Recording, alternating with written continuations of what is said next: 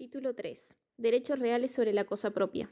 La propiedad. Al clasificar los derechos reales, dijimos que los hay de dos clases: derechos reales sobre la cosa propia, iura in re, y derechos reales sobre la cosa ajena, iura in re aliena.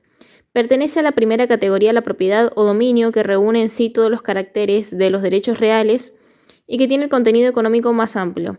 No encontramos en las fuentes romanas una definición de la propiedad, vocablo que proviene del término latino propietas, que a su vez deriva de proprium, que significa lo que pertenece a una persona o es propio. Partiendo de esta idea, podemos decir que la propiedad es el derecho subjetivo que otorga a su titular el poder de gozar y de disponer plena y exclusivamente de una cosa. El poder de gozar se resuelve en la utilización inmediata y directa del bien. En cuanto al poder de disponer, este comprende tanto la disposición jurídica como la material. Dentro de la primera se cuenta la facultad de enajenar la cosa y de constituir a favor de otro. Derechos por lo común reales, pero también obligaciones como locación, comodato, etc. La disposición material posibilita al propietario destruir, consumir, demoler la cosa, etc. Sin embargo, la propiedad no agota su contenido en los poderes de goce y disposición de la cosa, pues el mismo derecho le confiere otros que pertenecen a su naturaleza, como la pretensión del propietario de no ser privado de su derecho sino por causa de utilidad pública, legalmente declarada y mediante justa indemnización. En Roma tenía valor axiomático el principio que decía: lo que es nuestro no puede ser transferido a otro sin hecho nuestro. Ello determinó que el derecho romano regulara el instituto de expropiación, al menos en el periodo postclásico, según surge de una constitución de Teodosio del año 393, en que se determina la forma de llevarla a cabo y la manera de fijar el precio de la indemnización. El contenido de la propiedad reside en la plenitud del señorío que confiere el titular, así como en su indeterminación y su amplitud en cuanto a poderes concretos y potestad genérica, de manera que todo, dentro de los límites de lo lícito, debe considerarse permitido al propietario. Así se ha podido decir que la propiedad romana es algo más y algo diferente de la suma del goce y la disposición, pero la propiedad podía ser también menos que poder de disposición y de goce, por la concesión de un usufructo o la presencia de servidumbres reales, y no por ello quedaba anulada, porque la propiedad romana y aquellas que se han configurado a su imagen y semejanza implican un poder complejo, omnicomprensivo, de alcance genérico e indeterminado, el máximo poder jurídico patrimonial considerado desde el punto de vista cualitativo. A o 1. Elementos de la propiedad. Como lo adelantamos, las fuentes romanas no nos dan una definición del derecho de propiedad, ni llegan a utilizar siquiera una terminología uniforme para designarlas. Así encontramos los términos dominium, mancipium y proprietas. Sin embargo, los comentaristas condensaron el derecho de propiedad en sus elementos integrantes: el ius utendi, fruendi, abutendi y vindicandi. Ius utendi o usus era el derecho que tenía el propietario de servirse de la cosa y obtener todas las ventajas que pudiera ella reportarle, sin incluir los frutos. Ius fruendi o fructus importaba la facultad de gozar del bien obteniendo los frutos civiles o naturales que pudiera producir. Ius abutendi o abusus implicaba el poder de consumir la cosa, y por extensión disponer de ella en forma definitiva y absoluta. Ius vindicandi constituía el derecho que tenía el propietario de reclamar el objeto de terceros poseedores o detentadores, consecuencia directa de que la propiedad era el derecho real por excelencia y por ende se lo podía oponer a cualquiera que perturbara su ejercicio, erga omnes. 2. Sus caracteres. O B. Al considerar a la propiedad como el derecho real típico que se presenta en plenitud en cuanto atribuye al propietario todo poder lícito de utilización hasta la consumación de su objeto, se configura como el señorío más general en acto o en potencia que tiene el titular sobre la cosa y se caracteriza por ser absoluto, exclusivo, perpetuo e irrevocable. Es un derecho absoluto en cuanto otorga a su titular el poder de gozar y disponer de la cosa como mejor le parezca, sin que persona alguna pueda impedir su libre ejercicio. El principio fue admitido en derecho romano sin limitación alguna, al punto de que se reconoció derecho al propietario de un fundo para utilizarlo, aun en detrimento de terceros, siempre que hubiera ejercido su derecho sin el propósito de causarles daño. Sin embargo, ni siquiera en tiempos de las 12 tablas, la propiedad privada de los romanos estaba libre de restricciones y así encontramos desde la arcaica legislación servidumbres legales que hacían que los propietarios tuvieran que tolerar a que sus vecinos entraran en la propiedad cada tercer día a recoger frutos caídos de sus árboles y que en caso de reparaciones de los caminos públicos, los dueños de los inmuebles próximos debieran permitir que el tránsito pasara temporalmente por sus terrenos. También el derecho de propiedad es exclusivo e individual, en el sentido de que el propietario puede impedir a quien quiera que sea concurrir en el ejercicio de sus poderes inherentes a la propiedad ius prohibendi y en la titularidad de ellos, salvo, bien entendido, cuando una misma cosa pertenece a la vez a varias personas que ejercen así concurrentemente el derecho de propiedad. En tal supuesto que configura la llamada copropiedad o condominio, cada copropietario tiene sobre la cosa un derecho individual que recae sobre una cuota, parte ideal y abstracta del bien en condominio. Se caracteriza igualmente la propiedad por ser un derecho perpetuo e irrevocable, que subsiste con independencia del ejercicio que de él haga su titular, consecuencia del carácter absoluto y exclusivo que ella presenta, lo cual hace que no se conciba que el propietario que tiene sobre la cosa el más amplio señorío esté obligado a desprenderse de la misma en un tiempo determinado. Así en Roma no estuvo admitido constituir un derecho de propiedad ad tempus, es decir, convenir que vencido cierto término, la cosa adquirida retomara ipso iure al enajenante. A estos caracteres típicos de la propiedad privada romana, los autores han agregado otros que, en alguna medida, pertenecían a la fisonomía particular. Se ha dicho que el fundo romano era inmune, lo que significa libre de todo impuesto o carga fiscal, lo que hacía que el tributo por el bien solía pagarse revistiera carácter estrictamente personal. Tenía virtud absorbente, porque todo lo que estaba en el fondo o se incorporaba a él, tesoro, plantas, edificio, etc., pertenecía a su propietario de pleno derecho. Distintas especies de propiedad. Hemos hablado hasta ahora de la propiedad como institución unitaria, pero es de señalar que dentro del devenir histórico del derecho romano se conocieron dos especies distintas de propiedad formadas al amparo de las dos grandes corrientes jurídicas, derecho civil, derecho pretorio, que por mucho tiempo fluyeron paralelamente, para unificarse finalmente en un sistema de derecho privado que tuvo su expresión legislativa en el Corpus Iuris Civilis. En efecto, la institución propiedad estuvo regulada desde los más antiguos tiempos de Roma por el derecho civil o quiritario, que creó un señorío general y pleno sobre las cosas, llamado Dominium ex iure quiritium, organizado dentro de rígidos principios acordes con las características propias del derecho romano primitivo, avanzando en la evolución cuando el derecho pretoriano entró a corregir las instituciones del ius civile para acomodarlas a las exigencias de la equidad. Al lado de la propiedad quiritaria apareció un nuevo dominio, carente de formalidades y de contenido más amplio, que se designó en expresiones circunlocutorias como in bonus esse o in bonus avere, y que los intérpretes han denominado propiedad bonitaria o pretoria. Con el derecho justiniano, estas dos clases de dominio se van unificando y en la compilación solo queda un ligero vestigio de tal diferenciación. Propiedad quiritaria.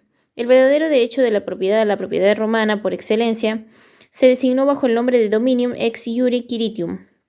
Esta especial propiedad fue regulada por el ius civile y contó con la más amplia tutela legal por medio de la típica actio in rem, la reivindicatio. Exigía para su existencia que el sujeto titular del derecho fuera un ciudadano romano y desde luego libre y siu iuris. La propiedad quiritaria no era accesible a los extranjeros o peregrinos, que no podían ser propietarios iure civile. En cuanto al objeto sobre el que podía recaer el dominio quiritario, si se trataba de cosas muebles, debían pertenecer a la categoría de la res in commercio, y si eran inmuebles solo cabía respecto de los fundos itálicos. Eran fundos itálicos por oposición a los fundos provinciales, los situados en Italia o en tierras a las cuales se les hubiera concedido el privilegio del ius italicum, derecho otorgado fuera de Italia a las provincias conquistadas por los romanos, por cuya virtud quedaban excluidas del pago de impuestos ordinarios, tributum, y sus habitantes gozaban de los privilegios y exenciones que tenían los ciudadanos romanos en Italia. Requiérase, por último, un modo de adquisición de la cosa objeto de la propiedad quiritaria consagrado por el derecho civil, como la inancipatio, la in iure cessio, la usucapio, la adjudicatio y la lex. En síntesis, En este especial derecho de dominio ex iure quiritium solo podía ser ejercido por un ciudadano romano sobre una cosa romana y adquirido por un medio romano. Propiedad bonitaria. Esta clase de propiedad que tuvo reconocimiento legal en el derecho romano por la acción del pretor se presentaba ante la falta de alguno de los requisitos necesarios para la existencia del dominio quiritario. Si el sujeto era incapaz porque se trataba de un extranjero, si el objeto no era idóneo, como cuando se transmitía un fundo situado en el suelo provincial, o si el modo de transmisión no pertenecía a los reconocidos por el derecho civil, caso que se usara la tradición, se transmitía una propiedad imperfecta, ya que no se configuraba el dominium ex iure quiritium. El pretor, entendiendo que el rigorismo del derecho civil debía ceder ante la intención de las partes de constituir el derecho real de propiedad, aunque faltara alguno de sus presupuestos formales, admitió que existiera otra propiedad, a la que se la llamó genéricamente bonitaria o pretoria. Aquella especie de dominio se diversificó en 3 modos distintos de propiedad: la propiedad peregrina, la provincial y la bonitaria propiamente dicha, in bonis o pretoria. 1. Propiedad peregrina. Se presentaba esta forma de propiedad cuando el sujeto no era un ciudadano romano, sino un peregrino, quien por carecer del status civitatis no estaba habilitado para gozar del dominium ex iure quiritium. Como los titulares de esta propiedad no podían ampararse en la reivindicatio por ser acción del derecho civil, el pretor debió proteger el señorío de los peregrinos sobre sus cosas. Las modalidades de aquella protección no son bien conocidas y se presume que el empleo de fórmulas útiles debió ser el modo frecuente de amparar este especial dominio pretorio. 2. Propiedad provincial. Cuando se transmitía un fundo, cito, en una provincia romana, se configuraba otro tipo de propiedad bonitaria, la propiedad provincial. La denominación obedece al hecho de que los fundos provinciales, a diferencia de los itálicos, no estaban regulados por el ius civile y, en consecuencia, no podían ser objeto de dominio quiritario. Los inmuebles provinciales pertenecían al pueblo romano o al emperador y solo se concedía a los particulares su simple goce o disfrute. Uti frui avere possidere, con obligación de pagar un estipendio o tributo a favor del Estado romano. Agri stipendiari o tributari. Fueron protegidos con medidas pretorias hasta que contaron con la tutela de la acción publiciana. La propiedad provincial no podía ser transmitida por mancipatio in iure cessio ni por la usucapio, pero una institución semejante a esta, la praescriptio longi temporis, posibilitó que si el inmueble provincial era poseído con justo título y buena fe durante 10 años, entre presentes o 20 entre ausentes, se convirtiera en verdadero dominium o proprietas. 3. Propiedad pretoria o in bonis. Se presentaba esta especie de propiedad bonitaria cuando se hubiera transmitido una cosa susceptible de dominio quiritario entre ciudadanos romanos sin los modos solemnes del ius civile, como ocurría si se vendiese una res mancipi y se la transfiriera por medio de la traditio, en el supuesto hasta que la adquirente no alcanzara la calidad de propietario por lo usucapión. La propiedad correspondía civilmente al enajenante. Su título de dominus podía llevarle a pretender reivindicar la cosa, y dado el rigor del derecho civil, su acción resultaba procedente. Mas como no se podía desconocer que admitir aquella situación contrariaba los más elementales principios de equidad, fue el pretor quien tuteló diversas formas la propiedad pretoria o in bonis. Otorgó al adquirente una exceptio rei venditae et traditae para paralizar la acción reivindicatoria interpuesta por el enajenante, y la exceptio dori, de carácter general, que se concedía al presumirse una actitud fraudulenta de parte del transmitente que pretendía desconocer la transferencia realizada. Se completó el cuadro de las defensas de la propiedad pretoria cuando se llegó a tutelar al adquirente que hubiera tomado posesión de la cosa antes de la usucapión, con una acción real, en vez de reivindicatio que no competía al propietario in bonis. porque no tenía el título de dominus. El pretor le otorgó una acción llamada Actio Publiciana, nombre derivado de su creador, el pretor Publicius, por la que ficticiamente se consideraba que el tiempo requerido para la usucapión había sido completado, lo cual hacía posible perseguir la cosa de manos de cualquier tercero y también del propietario. La Publiciana in rem actio fue pues una defensa tan amplia y eficaz como la acción reivindicatoria, lo cual terminó que el derecho del propietario que hubiera transmitido a la cosa mancipi por medio de la traditio fuera in nudum ius, desposeído de todo beneficio, mientras aquel que tenía in bonis la cosa y gozaba de la protección pretoria era el verdadero propietario, aunque no tuviese tal calificación. Es esta la razón por la cual los textos clásicos no hablan de un duplex dominium. Por un lado el dominium pleno y por otro el dominium dividido en nudum ius quiritium e in bonis avere. Pero habiendo caído en desuso la extinción entre res mancipi y nec mancipi y perdido actualidad los modos solemnes de transmitir la propiedad, desaparecieron también aquellas distinciones porque el in bonis avere fue concebido como dominium hasta el punto de que Justiniano abolió la expresión nudum ius quiritium por reputarla superflua. Habiendo llegado a tener capacidad todos los súbditos romanos sin distinción de ciudadanía para ser titulares de las cosas en legítima propiedad, desaparecida asimismo la distinción entre fundos en suelo itálico y en suelo provincial y la de propiedad civil y pretoria, con el derecho justiniano se llega a un criterio unitario de propiedad, elevando a la categoría de propiedad civil todos los casos que se habían reconocido como propiedad in bonis. A partir de entonces la propiedad se denominó indistintivamente dominium o proprietas. Limitaciones legales al derecho de propiedad. Hemos hablado del carácter absoluto de la propiedad romana y de su originaria rigidez, que se revelaba a través del fundo romano de la época quiritaria, ager limitatus, el cual constituía un territorio cerrado e independiente, con confines sagrados, en torno a los cuales existía un espacio libre de por lo menos 15 pies en campaña, iter limitare, y de 2,5 pies en la ciudad, ambitus, para que fuese posible el tránsito y evitar así la necesidad de establecer servidumbres de paso. En el interior de aquella unidad territorial, el señorío del propietario era tan extremadamente pleno que no conocía otras limitaciones que las que voluntariamente él se fijaba. Paulatinamente, sin embargo, las exigencias de la convivencia social fueron imponiendo diversas restricciones al derecho de propiedad, que es difícil reducir a un concepto unitario, pero que en su conjunto constituyeron el paso de un régimen absolutista a un sistema de solidaridad territorial.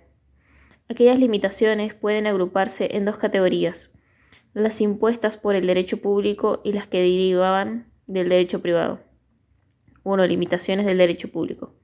Eran sancionadas por el derecho público en atención a intereses generales y por ende tenían carácter inderogable. Entre las mismas hemos de recordar las siguientes. 1. La prohibición de cremar y enterrar los cadáveres dentro de la ciudad, así como fuera de ella hasta una distancia de 70 pies de los edificios. 2. El impedimento de retirar las vigas intercaladas en el edificio ajeno, mientras no se terminaran las obras, impedimento que se extendió a todos los materiales de construcción. 3. La prohibición de demoler un edificio para especular con la venta de los materiales. 4. La obligación de conceder el paso a través del fundo en caso de estar intransitable la vía pública hasta que éste fuera reconstruida. 5. El deber de los propietarios de fundos ribereños de permutar su uso al servicio de la navegación. La facultad conferida, se dice en el periodo posclásico, de buscar y excavar minerales en un fundo ajeno, pagando 1/10 de producto al propietario del fundo y otro 10 al fisco. Es materia discutida si el derecho clásico había admitido como restricción general la expropiación por causa de utilidad pública previo pago de una indemnización. Las fuentes citan ejemplos a propósito de la construcción de acueductos públicos. De cualquier forma, puede sostenerse que el instituto de expropiación fue reconocido por el derecho justiniano, el cual afirma que las communis, comoditas y las utilitas republicae debían prevalecer sobre los intereses de los individuos. 2. Limitaciones del derecho privado. Estas restricciones fueron impuestas en atención a un interés particular, razón por la cual pudieron ser derogadas por la voluntad de los interesados. La mayor parte de ellas derivan de las relaciones de vecindad y se remontan a épocas muy antiguas. En el periodo postclásico se los llama servidumbres legales, porque creadas anteriormente por voluntad de los particulares deben en esta época su existencia a un imperativo de la ley. Entre los principales casos de restricciones de derecho privado a la propiedad merecen citarse los siguientes. 1. Cuando las ramas de un árbol se extendían sobre el fundo del vecino, el propietario de este perjudicado por la sombra de aquellas que proyectaban podía, según la ley de las 12 tablas, exigir del dueño del árbol que lo aclarara podándolo hasta una altura de 15 pies. Si el dueño de un árbol desatendía el requerimiento, el propietario del fundo procedía por sí mismo la poda, facultad que resultó confirmada posteriormente con la creación del interdictum de arboribus caerendis. 2. Las 12 tablas establecieron en favor del dueño de un fundo el derecho a penetrar en el de su vecino para recoger la bellota del propio árbol caída en él. Tal facultad fue reconocida también por el pretor en el interdictum de Grande Legenda, disponiendo que la entrada podía hacerse en días alternos. Lo que antes se refería exclusivamente a la recolección de bellota, se extendió después a toda clase de frutos. 3. El dueño de un inmueble que no podía tener acceso al camino público sin pasar por un fundo ajeno, o si lo era extremadamente difícil hacerlo, tenía derecho de paso forzoso por aquel predio. 4. En la época posclásica se prohibía que las propias construcciones oscurecieran excesivamente la casa del vecino, disponiéndose que nadie levantara edificios a menos de 100 pies de distancia de los ya existentes. La legislación justiniana estableció que el propietario debía tolerar el saliente del muro de propiedad del vecino siempre que no excediera del medio pie. 5. Todo edificio nuevo debía ser construido a 2 pies de distancia, por lo menos, del ya existente, o a 15 si era público. La altura de los edificios no podía ser superior a 100 pies. 6. La emisión de humos, aguas, etc., provenientes de un predio vecino, cuando no excediera la cantidad normal y ordinaria, debía ser admirada por el propietario del predio que la sufría. En caso de superar la cantidad tolerable, podía el propietario afectado hacerla cesar, utilizando el interdictum uti possidetis. 7. Quien por efecto de instalaciones o transformaciones realizadas en su propio predio perjudicara al vecino, provocando una mayor afluencia de aguas pluviales al fondo de éste, podía ser demandado por la actio aquae pluviae arcendae, ejercida por el vecino afectado para exigir la supresión de aquellas modificaciones e instalaciones de quien las hubiera hecho, además de la correspondiente indemnización. 8. En caso de que el propietario de un predio resultara expuesto al peligro de que el edificio del vecino se derrumbara causándole daños, concedía el pretor a petición del propietario, amenazando la seguridad de obtener mediante la cautio damni infecti del propietario del edificio ruinoso la reparación completa del perjuicio que la ruina le provocara. Si el dueño del edificio que amenazaba ruina no prestaba tal caución, el pretor otorgaba la posesión del inmueble peligroso al propietario amenazado. Missio impossessionem ex primo decreto. Y si aquel persistía en una negativa, le era atribuida a este la propiedad bonitaria de inmueble, missio ex secundo decreto. Si había oposición del dueño del edificio ruinoso a la missio impossessionem, el vecino tenía contra él una acción para reclamar la indemnización de los perjuicios. Modos de adquisición de la propiedad. Los hechos jurídicos de los cuales el derecho hace depender el nacimiento del pleno señorío que ejerce una persona sobre una cosa constituyen los modos de adquisición de la propiedad. El derecho clásico distinguía los modos de adquisición del derecho civil solemnes formales y solo asequibles a los ciudadanos romanos, de los modos de adquisición del derecho natural o de gentes comunes a todos los pueblos. Esta diferenciación, aunque carente de interés práctico después de la concesión de la ciudadanía a todos los súbditos del imperio, perdura en la compilación justiniana. Instituta 2, 1 y 11. Los intérpretes han sustituido tal distinción por otra de sello bizantino que clasifica los modos de adquirir la propiedad en originarios y derivativos. Es originaria la adquisición en la que no media relación como un antecesor jurídico, autor o transmitente, es decir, que se produce por una relación directa con la cosa, como ocurre con la ocupación de una cosa sin dueño. Res nullius. Es derivativa, en cambio, la adquisición que se logra por traslación de los derechos del anterior propietario, como acaece en la traditio. Modos originarios de adquisición. Estudiaremos los modos de adquisición del dominio siguiendo esta última clasificación, sin perjuicio de señalar en cada caso cuáles provenían del derecho civil y cuáles del derecho natural o de gentes. Entre los modos originarios de adquisición de la propiedad se cuentan la ocupación, la accesión, la especificación, la confusión, la conmixtión, la adjudicación y la usucapión. 1. Ocupación. La persona que tomaba posesión de una cosa que no pertenecía a nadie, res nullius, se hacía propietaria de ella por ocupación, occupatio. Era un medio de adquisición del derecho natural, que se daba respecto de las cosas del enemigo, de los animales salvajes, de las perlas, piedras preciosas y demás objetos semejantes que se hallaban en las costas o en el fondo del mar, como las islas que nacieran en él, insula inmarinata. Todas estas cosas se adquirían desde la efectiva toma de posesión y solo en el supuesto de la caza. Se discutía si el animal herido pasaba a ser propiedad del cazador que no hubiese cesado de perseguirlo, resolviendo Justiniano que era necesaria la captura.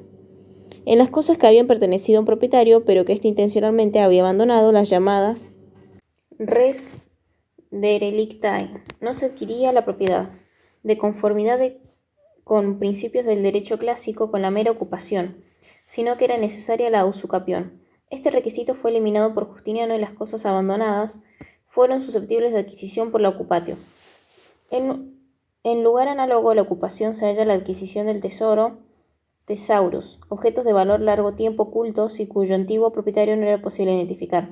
En una primera época el tesoro correspondía integrantemente al propietario del fundo en donde hubiese sido hallado. Más tarde, con el emperador Adriano, se modificó el principio y se reconoció la mitad para el que lo hubiera encontrado por casualidad en terreno ajeno y la otra mitad para el propietario del fundo o para el fisco, según que el inmueble fuera privado o público.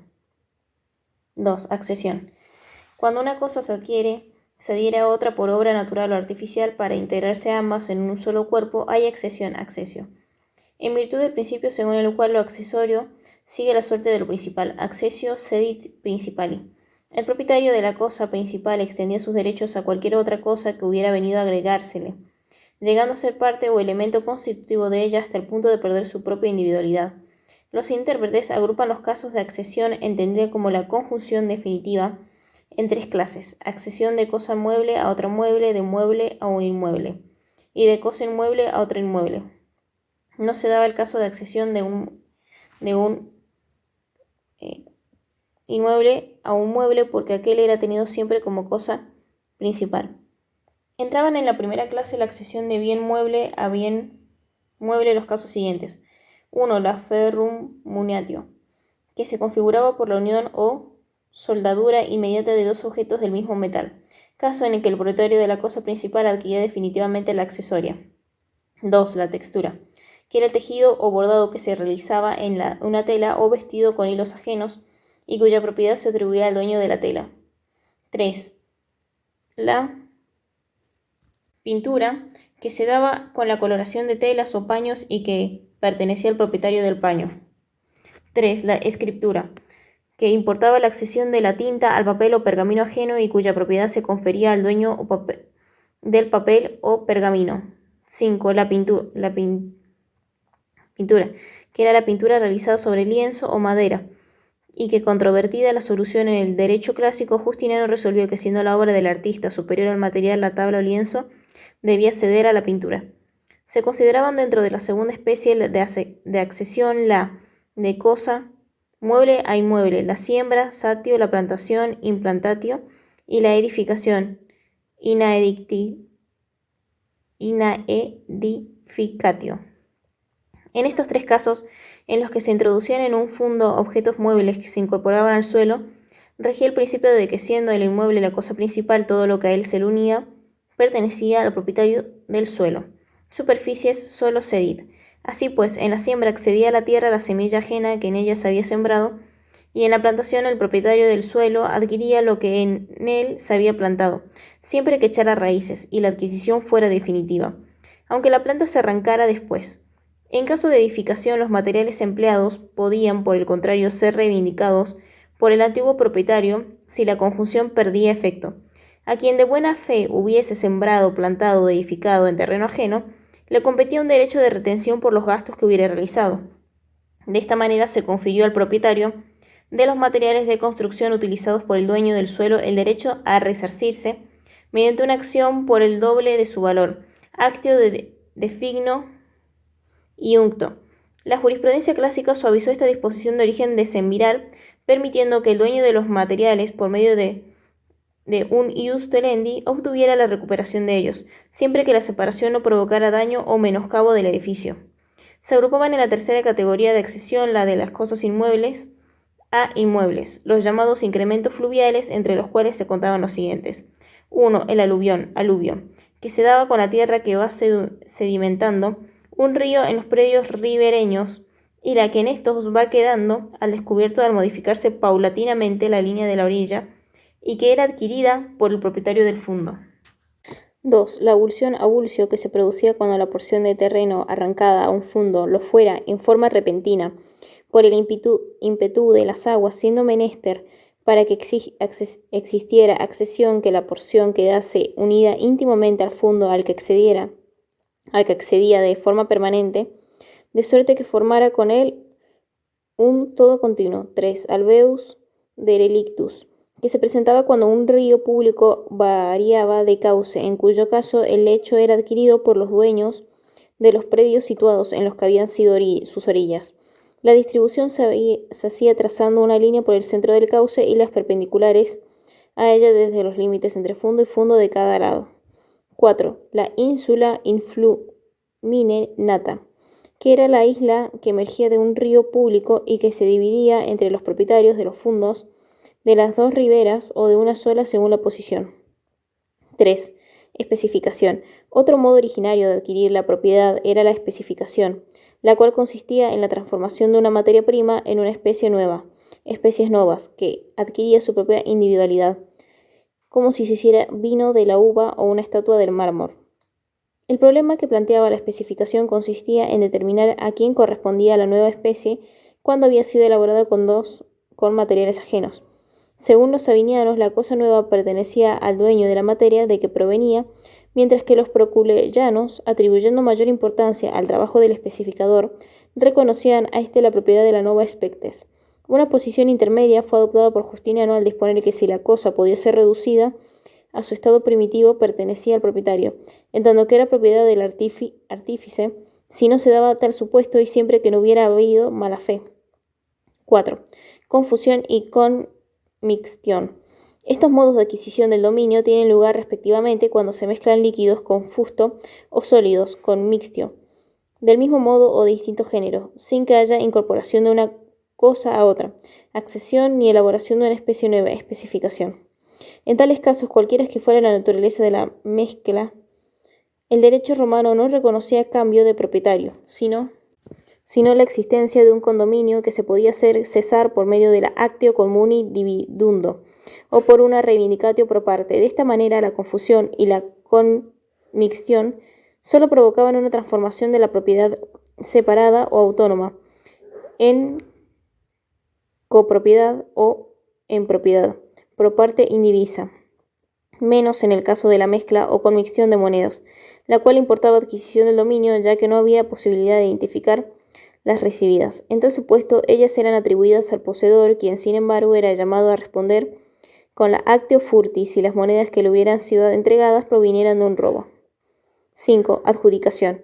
Consistía la adjudicación adiudicatio en el otorgamiento de la propiedad por pronunciamiento judicial, emitido en los juicios que tenían por objeto la división de la cosa común y en los cuales el iudex atribuía a los copropietarios o condominios la parte que les correspondiera, haciendo que la propiedad pro indivisa se tornara en independiente individual y que las cuotas ideales o intelectuales de los condominios se transformaran en partes materiales de la cosa. Se llegaba adiudicatio, modo de adquisición iuris civilis mediante el ejercicio de dos acciones llamadas divisorias. La actio familiae erciscundae, que era la acción de partición de la herencia entre coherederos, y la actio comuni dividundo, que se ejercitaba para lograr la división de la cosa común entre copropietarios que hubieran llegado a la indivisión por otra causa distinta de la sucesión. 6. Usucapión y prescriptio longi temporis.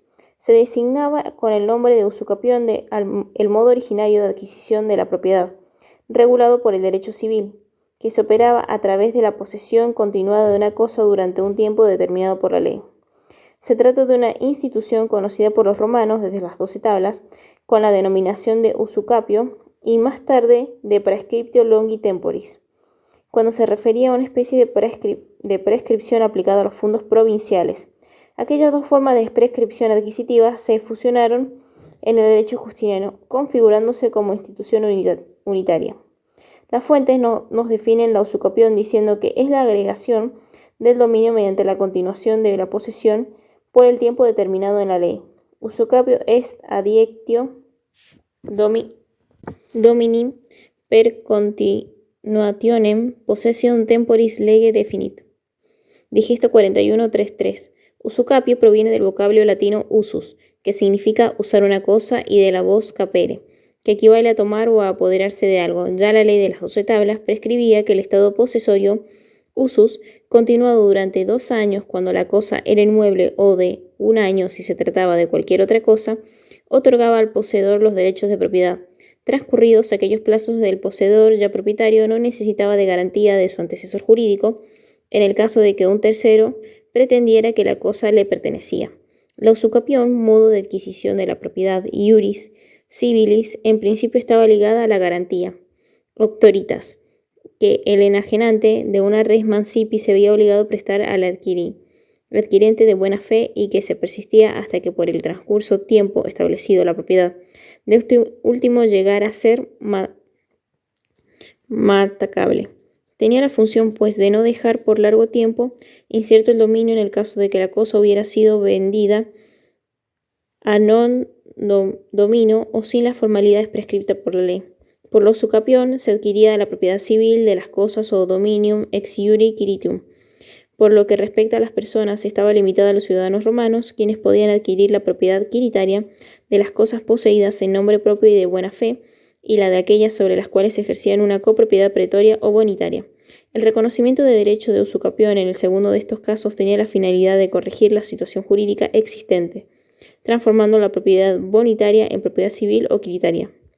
Admitida más adelante la usucapio también para la res nec mancipi, y para cualquier estado posesorio necesitado de protección jurídica, quedaron excluidos, sin embargo, los fundos provinciales no susceptibles de propiedad quiritaria.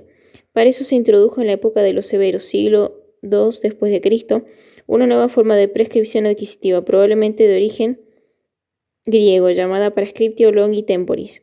Con esta prescripción, el poseedor de los fondos provinciales no llegaba a ser propietario, pero podría rechazar con una excepción de prescripción la reivindicatio intentada por el dueño de la cosa, siempre que hubiera poseído por 10 o 20 años el fondo, según que el reivindicante habitara en el mismo o en otro municipio. Ambas formas de prescripción, usucapio y prescriptio longi temporis, coexistieron en el período clásico, hasta que, desaparecida la distinción entre fundos itálicos y fundos provinciales, constituyeron un solo instituto. En el derecho justiniano, la adquisición de los bienes muebles se producía a los 3 años y se llamaban usucapio, en tanto que para toda la clase de muebles se operaba a los 10 años o a los 20, según las partes se domiciliaran en la misma provincia, interpresentes, o en provincias distintas, interabsentes. Para la prescripción de los muebles se reservó el nombre de prescriptio longi temporis. La estructura de la usucapio clásica fue extendida a la prescriptio y ambos institutos llegan a tener a un régimen similar. Los requisitos necesarios para la usucapión y la prescripción en el derecho justiniano fueron resumidos por los intérpretes medievales en el famoso hexámetro res liabilis titulus fides possessio tempus, 1 res habilis. Lo eran todas las cosas, salvo la res extra commercium, las cosas hurtadas, res furtivae, y las sustraídas por violencia. Vi possessae, las cosas donadas a los magistrados en las provincias, los bienes del fisco, del príncipe y de las iglesias, los bienes dotales, las res mancipi enajenadas por la mujer, sin autoritas tutoris y todas aquellas cuya enajenación estuviera prohibida. 2. Titulus. El requisito objetivo del usucapión fue el título llamado más propiamente justa causa iuscapionis. Por justa causa o justo título se entiende todo acto jurídico válido en derecho que hubiera sido por sí mismo idóneo para hacer adquirir inmediatamente la propiedad, pero que por un defecto de forma, como la falta de la mancipatio, para transmitir un res mancipi, o de fondo como la adquisición a non domino, que resulta cuando el transmitente no es propietario de la cosa que transmite, tan solo legitima al comienzo de la posesión. Entre las principales causas justificativas de la posesión que se indicaban con la partícula pro se cuentan la justa causa pro emptore, que se manifiesta cuando se ha comprado una cosa a quien no es propietario, la pro soluto, supuesto que se ha dado a quien no es propietario supuesto que se ha dado en pago de una cosa que no pertenece al deudor, la pro donato, en caso de haberse donado una cosa por quien reviste el carácter de propietario, la pro dote, cuando se han entregado en calidad de dote bienes pertenecientes a otro, la pro legato, en el supuesto de haberse entregado la cosa de la que el testador era solo poseedor en ejecución de un legado de propiedad, legatum per vindicationem, la pro derelicto, en el caso de haberse ocupado una cosa abandonada res derelictae, por quien no era propietario, si bien se comportaba como tal. Por fin se denomina justa causa pro suo, la que además de comprender todas las nombradas servía para indicar las no designadas con nombre alguno propio. 3. Fides. El requisito subjetivo de la usucapión fue la fides, definida como la creencia leal, la honesta convicción de que no se lesionan intereses jurídicos ajenos al entrar en posesión de una cosa. De este concepto surge que la fides o bona fides reposa en un error, cual sería creer que la cosa que se transmite a una persona proviene del verdadero propietario o de quien estaba autorizado para hacerlo por él. No es, sin embargo, que el error importante un desconocimiento total de la verdadera situación jurídica, porque aun conociéndola es suficiente que se tenga el convencimiento de que su actitud no perjudica al verdadero propietario. La buena fe bastaba que existiese en el momento de la posesión, aunque no se diera en todo el tiempo de la adquisición, principio que se traduce en el aforismo: la mala fe sobreviniente no es obstáculo para la prescripción. Mala fides superveniens non nocet. 4. Posesio. Se exigía también para la procedencia de la usucapión la posesión continuada de la cosa durante el término fijado por la ley. La interrupción de la posesión usurpatio, aunque fuese momentánea, obligaba a comenzar el lapso de usucapión con los requisitos de justo título y buena fe. El heredero, sin embargo, aunque comenzaba una posesión, podía agregar a los fines de completar el término de duración de ella el tiempo ya iniciado por el causante, sucesio possessionis. Se admitió también que los adquirientes a título particular pudieran computar la posesión que había comenzado el titular, accessio possessionis, siempre que existiera buena fe en el momento de la adquisición. En el derecho justiniano, la usucapión era interrumpida desde el comienzo de la litis promovida por el propietario. 5. Tempus. Otro requisito para que tuviera lugar la usucapión era el transcurso del tiempo establecido por la ley, y del cual ya hemos señalado los términos. Sobre la base de la prescripción a los 30 años de todas las acciones creada por Teodosio II, admitió Justiniano una prescriptio longissimi temporis, que prescindía de la justa causa exigiendo tan solo la buena fe inicial. Se cumplía por lo común a los 30 años y con ella se podía adquirir la propiedad de algunas cosas no susceptibles de usucapión, res furtivae, cosas litigiosas, etc. Si la cosa pertenecía al fisco, a la iglesia, a una obra pía o al emperador, el tempus tenía que extenderse a 40 años. Modos deliberativos de adquisición. Hemos manifestado al comenzar el estudio de los modos de adquirir la propiedad que se llamaban derivativos, todos aquellos en los que la adquisición del dominio se produce por traslación de los derechos de un anterior propietario.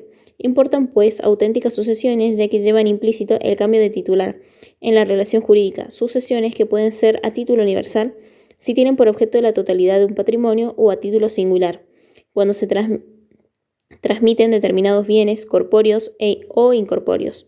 En esta parte estudiaremos los modos deliberativos de adquisición de la propiedad. Esto es sucesiones particulares intervivos, en las que el sujeto que adquiere la propiedad tiene que respetar los derechos reales establecidos sobre el objeto por su predecesor, por la aplicación de la regla de que nadie puede transmitir más derechos de los que él mismo tiene. Entre los modos derivados de adquirir la propiedad, encontramos los que han sido reconocidos por el derecho civil, como son la mancipatio y la iure cessio, y uno ya consagrado por el derecho de gentes, la tradición, traditio. 1. Mancipatio. Entre los más típicos negocios formales del derecho romano se cuenta la mancipatio, que llegó a tener innumerables aplicaciones, además de constituir el modo solemne, por excelencia de transmitir el dominium ex iure quiritium. Conocida desde antes de la ley de las 12 tablas, consistía en el cambio de una cosa por una suma de dinero, acto que debía cumplirse en presencia del pueblo y en el que el enajenante daba la cosa y el adquirente el precio en dinero que era valorado por su peso, para lo cual se empleaba una balanza. La mancipatio se aplicaba para la adquisición del dominio de la res mancipi y estaba reservado a los ciudadanos romanos, únicos titulares de la propiedad quiritaria.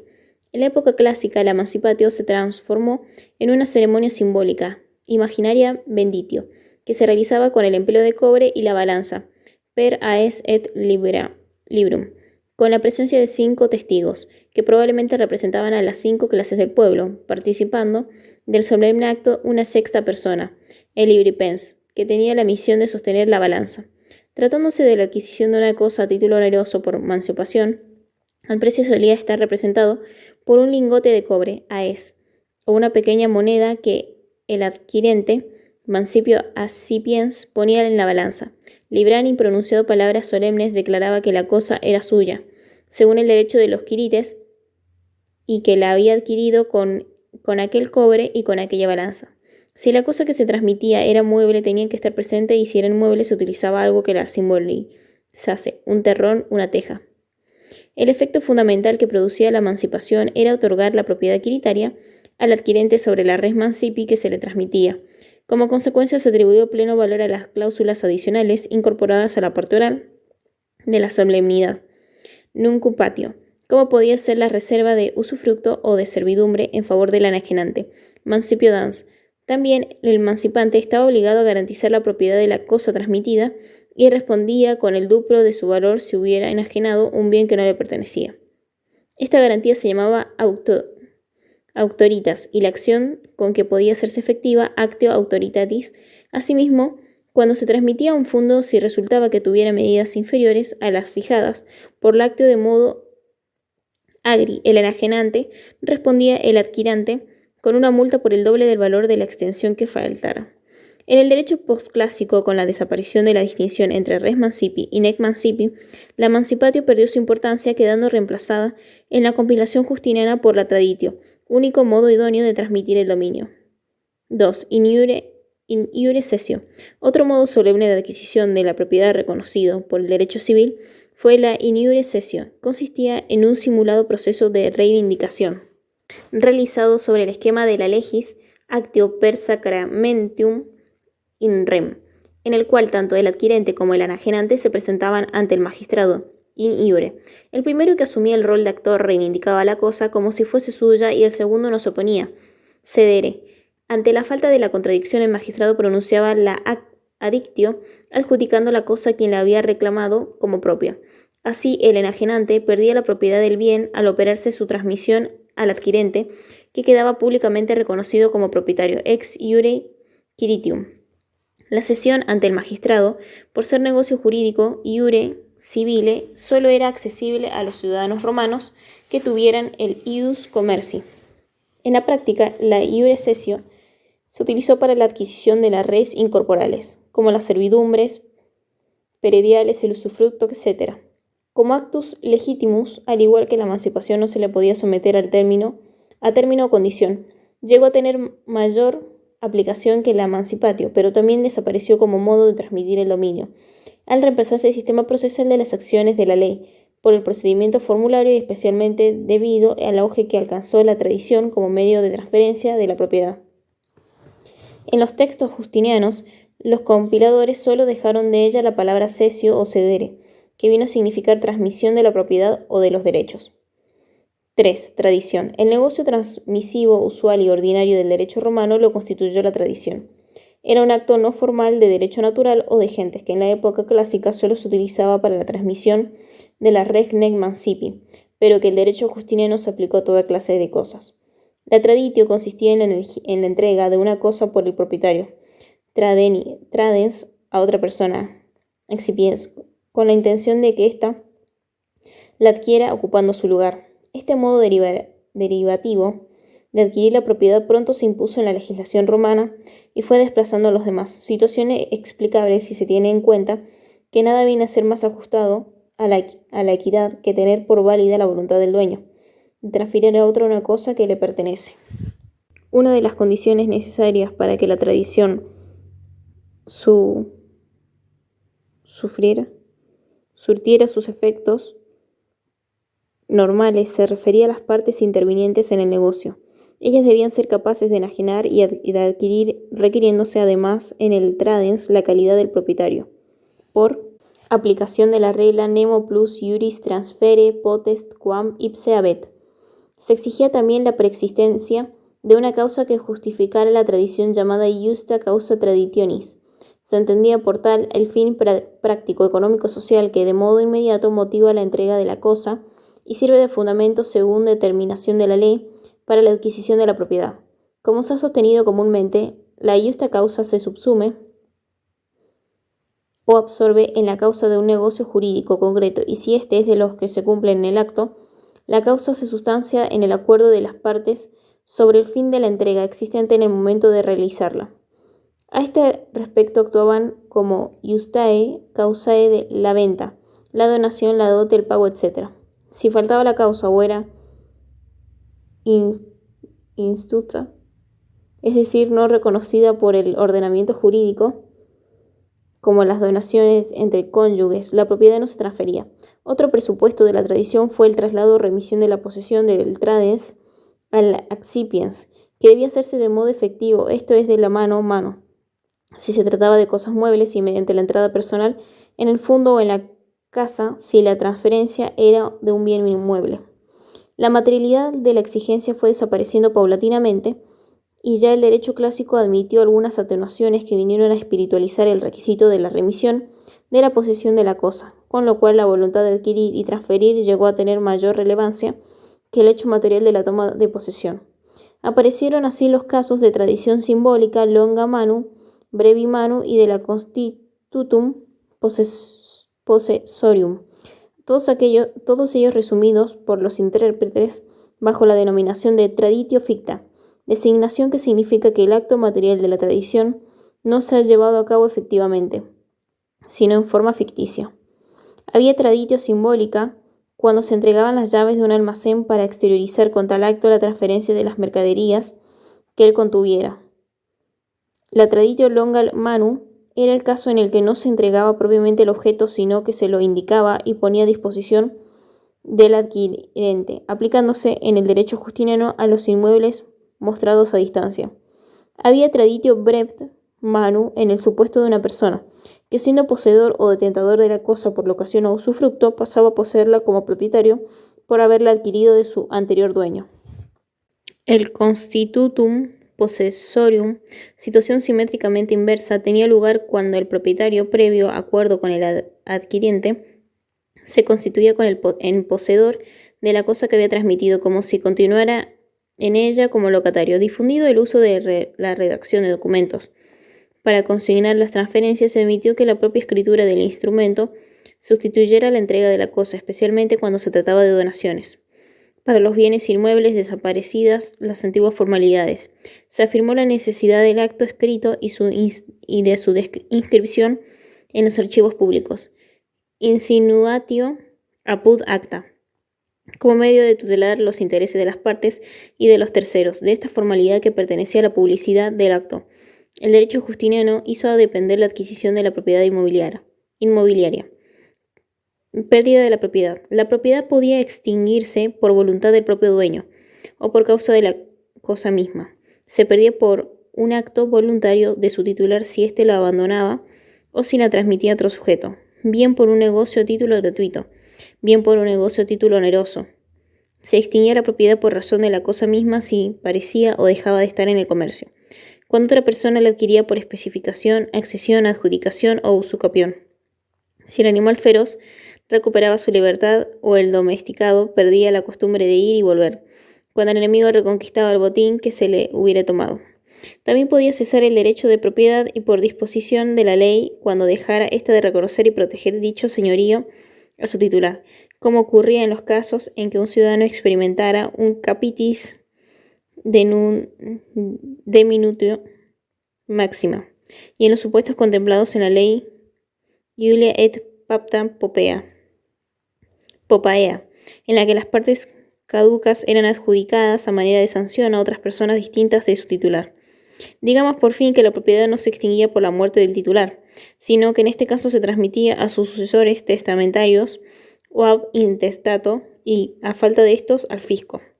Copropiedad o condominio. La particular situación jurídica en que dos o más personas tienen en común la propiedad de una cosa configura lo que los modernos llaman copropiedad o condominio. Esta comunidad podía ser voluntaria si era la resultante de acuerdo de los copropietarios individuales, como ocurría con las cosas aportadas a una sociedad adquiridas en común, o incidental, cuando se constituía con independencia de la voluntad de los condominios, tal el caso de herencia o legado correspondiente a varios coherederos o legatarios. La concepción romana del condominio varió con el tiempo. En el arcaico consortium, que la muerte del pater familias se formaba sobre los bienes heredados, que permanecieran indivisos entre los hijos. Cada uno de ellos podía disponer válidamente de la cosa común, como si fuera un único propietario. Más adelante se afirmó el principio de que el derecho de cada condominio se quedara limitado por el concurrente derecho de los otros. Entonces la propiedad se tenía no ya sobre la totalidad, sino sobre una cuota intelectual o ideal del todo. Porque como declara un fragmento de Ulpiano, no puede ser de dos íntegro el dominio o la posesión, ni cualquiera ser señor de parte de la cosa, sino que tiene en parte el dominio de la cosa sin dividir. Los romanos expresaban esta relación diciendo que los titulares tenían la cosa pro indiviso, es decir, no como si el todo fuese de cada uno, sino solo por partes indivisas, de suerte que cada condomino tuviera derecho a una cuota, parte ideal o abstracta, no corporal, del bien en condominio. Huellas de la antigua concepción romana del condominio quedaron, sin embargo, en dos instituciones: el derecho de acrecer, ius ad crescendi, que significaba la extensión ipso iure del derecho de cada copropietario sobre las cuotas abandonadas por los otros condóminos, y el ius prohibendi, que importaba la facultad de cada uno de poner su veto absoluto y arbitrario a cualquier iniciativa de los otros copropietarios sobre el bien común. En el derecho clásico, cada comunero ejercitaba pro parte sus facultades y tenía absoluta libertad para disponer de su cuota ideal. Sin embargo, para los actos que pudieran repercutir directamente sobre la cosa común, era menester lograr el consentimiento de todos, como si se tratara de enajenar el bien, gravarlo con usufructo, establecer una servidumbre, etc. Lo mismo acaecía para la manumisión del esclavo tenido en condominio. La que sí era hecha por uno solo de los copropietarios era nula e implicaba la renuncia a la cuota parte. En el derecho justiniano se mitiga en sus efectos el ius prohibendi, que solo puede ser ejercitado si beneficia a la copropiedad. Para los actos de disposición de la cosa se tiende a hacer prevalecer la voluntad de la mayoría de los condóminos según sus respectivas cuotas. Extinción del condominio. Considerada la copropiedad por su naturaleza una institución de carácter transitorio, podía hacérsela cesar en cualquier momento, ya por voluntad de las partes, ya por decisión judicial, si no existía acuerdo. Cesaba voluntariamente el condominio cuando los comuneros así lo decidían, practicándose la división del bien común de conformidad con lo estipulado. La falta de consentimiento o la oposición a la división por alguno de los condóminos autorizaba la participación del Estado comunitario por vía de acción, mediante el ejercicio de la actio familiae secundae.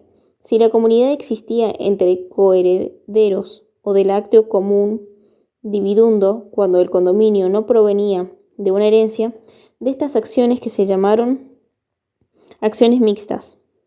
Solo estudiaremos la última porque de la actio familiae Ersiscundae hablaremos al tratar de la partición de bienes hereditarios. La actio comuni dividundo se ejercitaba para lograr la división de la cosa común mediante la resolución judicial. Esta acción, que era doble porque el judicium, cada parte asumía el papel de actor y demandado a la vez, estaba dirigida no solo a resolver una cuestión de carácter real como era atribuir la propiedad a cada copropietario, sino también a decidir sobre las relaciones creditorias u obligacionales que hubieran nacido entre los condueños. De ahí el carácter mixto de las acciones divisorias. En el juicio de división el iudex adjudicaba las respectivas porciones a los copropietarios, que hasta entonces habían sido solo titulares de una parte de él. El libre arbitrio judicial permitía al juez establecer servidumbres, atribuir a uno solo de los condóminos la propiedad, indemnizando a los otros, dar la propiedad a uno y el usufructo a los demás. En fin, ordenar la venta del bien en subasta para dividir el precio entre los comuneros. También el juez tenía que pronunciarse sobre las praestationes que debían satisfacerse los condóminos, como la rendición de cuentas por las ventajas y los frutos que la cosa hubiera producido, la indemnización por los daños causados por quien administraba el condominio, así como sobre la restitución de los gastos realizados y los perjuicios que el bien común hubiera irrogado al administrador. Protección de la propiedad. La amplitud que el derecho romano reconoció a la propiedad exigía una adecuada tutela. Este es el otorgamiento de defensas legales para evitar a sus titulares cualquier perturbación. La protección de la propiedad varió en los medios para hacerla efectiva según la naturaleza del ataque al que se opone la defensa acordada por la ley. Cuando se trataba de privar al propietario de la posesión de la cosa sobre la que ejercía el dominio, el derecho romano le confirió la típica actio in rem, la reivindicatio si era un propietario ex iure quiritium y la actio publiciana para el propietario bonitario, en caso de que se pretendiera disminuir el derecho de goce de la cosa, como si alguien se atribuyera un derecho de servidumbre o usufructo sobre ella. La legislación romana confirió al dominus el ejercicio de la actio negatoria o negativa contra pequeñas perturbaciones de la propiedad, especialmente derivadas de las relaciones de vecindad.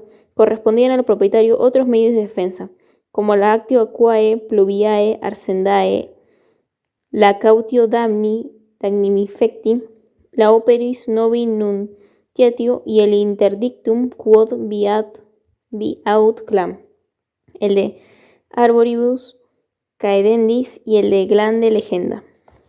Como la mayoría de estos medios de defensa de la propiedad han sido estudiados en los lugares correspondientes, ya al tratar la propiedad bonitaria o pretoria, ya al terminar las restricciones y límites al dominio, solo consideraremos en esta parte la acción reivindicatoria y la negatoria, que fueron los recursos específicos que el derecho romano creó para proteger el dominio. Haremos también referencia a la operis novi nuntiatio y el interdicto quod viaut clam, que no fueron materia de tratamiento al estudiar las limitaciones al derecho de propiedad. Acción reivindicatoria. 1.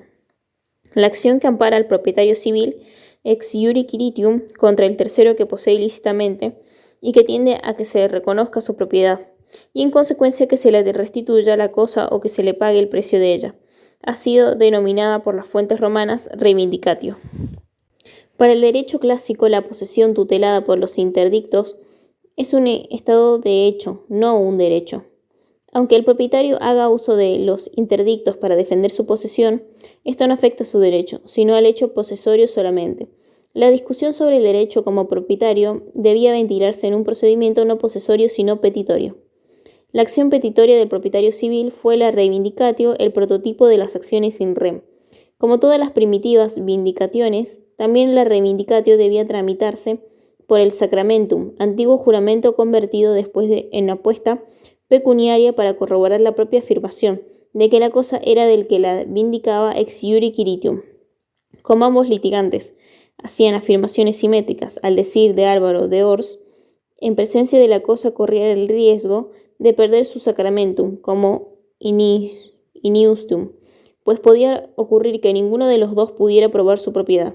Esto quiere significar que ya para este proceso primitivo tenía importancia decisiva la atribución interna de la cosa, pues el que la recibía la retendría siempre que el adversario no llegara a probar su derecho, aunque tampoco él pudiera demostrarlo. Naturalmente podía el magistrado depositar la cosa, si era mueble, en poder de un tercero, sequester, pero era lo más común que la atribuyera interinamente al litigante, que estimara más idóneo siempre que pudiera dar garantes de la eventual restitución y de los frutos provisionalmente producidos. Praedis litis et vindiciarium. Se comprende que el trámite interdictal sirviera para racionalizar este otorgamiento interino de la posesión. Así, desde los primeros momentos tuvo una importancia decisiva el entrar en el proceso petitorio como poseedor, pero mucho más en las formas posteriores que asumió aquel procedimiento. La estructura simétrica de la legis actio per sacramentum in rem fue transformada por un recurso arbitrado por la práctica procesal, que consistía en involucrar la cuestión de propiedad en un litigio en el que se ejercitaba una acción in personam, para determinar cuál de los litigantes tenía que pagar al otro una suma de dinero.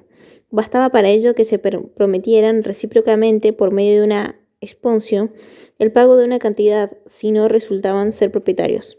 No se exigía la presencia de la cosa, se litigaba sobre la apuesta en forma de exponsio, pero en la práctica se venía a decidir sobre la cuestión de la propiedad a que aquella apuesta se supeditaba. Este es el llamado procedimiento per exponsionem. También en este sistema había que adjudicar previamente la posesión interna y exigir al poseedor, no ya garante, sino una estipulación garantizada en la forma ordinaria. Satisdatio pro praedes litis et vindictarum. En el procedimiento formulario, la reivindicatio se tramitaba mediante una fórmula petitoria en la que se ordenaba al juez que condenara al pago del valor de la cosa al poseedor. Si resultaba que el demandante era propietario ex iure quiritium, se tenía así un proceso, sin presencia de la cosa, entre un actor que sostenía ser propietario y un poseedor, que defendía la cosa sin tener que probar nada, lo cual suponía una evidente ventaja. En este procedimiento se siguió exigiendo garantía al poseedor, en la forma de la catitio iudicantum solvi. La condena se supeditaba a la no restitución de la cosa, entre la pronunciatio y la sentencia, para coaccionar a la cual la estimación se fijaba por juramento del mismo demandante vencedor, iusturandum in litem, más el pago del aestimatio convertía al poseedor condenado en propietario. La restitución debía abarcar también todos los accesorios de la cosa y los frutos. En cuanto a los frutos, había que distinguir entre el poseedor de buena fe, que debía entregar tan solo los frutos percibidos después de la litis contestatio, y el de la mala fe, que tenía que abonar no solo los frutos percibidos de aquellas cosas ajenas, sino indemnizar además por todo deterioro. El poseedor de buena fe, por su parte, tenía derecho a una indemnización por los gastos que hubiera realizado en la cosa que restituía antes de la litis contestatio, ya fueran gastos imprescindibles para la conservación de la cosa, impensas necesarias, o gastos que hubieran aumentado el valor de la cosa, impensas útiles. No le cabía indemnización por los gastos de mero lujo, impensas voluptuarias, los que debía perder si no eran separables de la cosa. Para aquella indemnización, el poseedor de buena fe podría hacer valer un derecho de retención, ejercitable también por medio de una excepción. Como nadie estaba obligado a defender una cosa cuando le era reclamada por quien decía ser su propietario, el poseedor podía desentenderse del proceso y de la cosa. En este caso, de vindicante sin contradictor, el magistrado concedía la posesión al que afirmaba ser su propietario. Cuando se trataba de un inmueble, para entrar en posesión de él le concedía, para caso de resistencia, un interdicto llamado quem fundum. Si se trataba de un mueble, el magistrado decretaba que se lo llevara el demandante, pero esto suponía la presencia de la cosa in iure, lo cual podía impedir el poseedor mediante la retención, la ocultación o incluso la destrucción de la cosa. Esta actitud ilícita del poseedor que no permitía que se hiciera efectiva la decisión del magistrado y que tampoco aceptaba discutir procesalmente su derecho, era sancionada con una acción in factum de carácter delictual a la cantidad jurada por el demandante, usurandum in litem, a no ser que prefiera exhibir la cosa ante el juez. Esta es la actio ad exhibendum, Como acción personal, el demandado por ellas estaba obligado a defenderse, bajo amenaza de embargo de todos los bienes, misio in bona, por indefensio. Resultaba así que el que ocultaba una cosa mueble se encontraba amenazado por una medida procesal de embargo. Con el procedimiento cognitorio, la reivindicatio favorecía a todo el proletariado y podía ser ejercitada, no solo contra el poseedor, sino también contra quien había dejado de poseer por dolo, perseguible en la época clásica por la actio ad exhibendum, y contra el que, sin ser proveedor, se había ofrecido dolosamente a defender la cosa. Quilitis se obtulit, a fin de que un tercero cómplice pudiera cumplir el tiempo necesario para adquirir la propiedad por usucapión. De ese modo, la acción reivindicatoria se convirtió contra esos ficti posesores en una acción que podía funcionar como delictual, y respecto de la cual servía como simple trámite preparatorio tratándose muebles la antigua acción exhibitoria. Por lo demás, en este procedimiento de la condena podía consistir en una restitución coactiva de la cosa demandada. Justiniano, por su parte, agravó la restitución de los frutos. El poseedor de buena fe debía restituir incluso los productos antes de la demanda, y que no hubiera consumido fructu extantes, y debía indemnizar por los que había dejado de percipiendi, por negligencia después de la demanda. El poseedor de mala fe estaba obligado a la restitución de todos los frutos, incluso lo que hubiera debido percibir antes de la demanda. Respecto de las impensas, Justiniano estableció en todo caso el derecho de separarlas, cuando ello fuera posible, ius tolendi, y extendió el derecho de retención, solo por las impensas necesarias, incluso a favor del poseedor de mala fe. Acción negatoria. Así como la reivindicatio defendía la propiedad misma, la actio negatoria tenía por objeto la declaración de inexistencia de gravámenes sobre la cosa sujeta al dominio. Se dirigía esta acción civil contra toda persona que se arrogara una servidumbre o un derecho de usufructo sobre la cosa perteneciente al propietario, perjudicándole en su goce o disfrute. En el proceso a que la acción negatoria daba lugar, el propietario ocupaba situación privilegiada en cuanto a la prueba, porque le bastaba con demostrar la existencia de su propiedad, dejando a cargo de su adversario el probar su pretendido derecho. El objeto que se perseguía con el ejercicio de esta acción era la reposición de las cosas al estado jurídico anterior. Restitutio a la perturbación, el que se manifestaba de manera diversa ya por la destrucción de las instalaciones que dificultaran el ejercicio del derecho del propietario, ya por el resarcimiento de los daños y perjuicios resultantes de la falta de disfrute de la cosa cómoda, ya en fin por la prestación de cauciones contra posibles perturbaciones futuras. Si el demandado se resistía a la restitución, era condenado, como en la acción reivindicatoria, al pago del valor de la cosa, según estimación realizada por el demandante, litis a estimatio, operis novi nuntiatio, interdictum quod vi aut clam. Hemos señalado que contra pequeñas perturbaciones al derecho de propiedad, especialmente determinadas por las relaciones de vecindad, se crearon diversos remedios, muchos de los cuales hemos considerado al tratar de las restricciones y límites al dominio.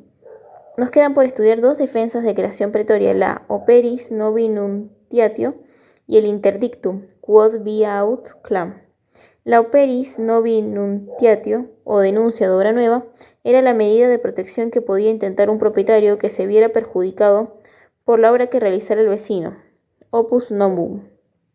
Fue otorgada por el pretor, bajo la forma de una protesta o denuncia, y estaba dirigida a prohibir que se continuara el trabajo iniciado. El denunciado, nuntiatius, tenía que interrumpir la construcción al ser intimado formalmente en un lugar de la obra, in re praesenti, siempre que el denunciante nuntians probara el derecho invocado para impetrar del magistrado la prohibición. Si el constructor, no obstante la orden de interrumpir la obra, la continuaba, el denunciante podía interponer una interdictum ex operis novi nuntiatione, también llamado demolitorium, para hacerla demoler. El interdictum quod vi aut clam fue igualmente un remedio pretorio de régimen muy similar a la denuncia de obra nueva, que tendía a obtener en el plazo de un año la remoción o suspensión de las construcciones que se hubieran realizado ilícitamente, contra la prohibición del interesado, B o A ocultas del clan. Esta defensa podía ejercerla el propietario del fondo perjudicado por sí o por mandatario y se daba contra el autor de las obras o contra el poseedor actual del inmueble, aunque ignorara la realización de las construcciones o éstas se hubieran efectuado contra su voluntad.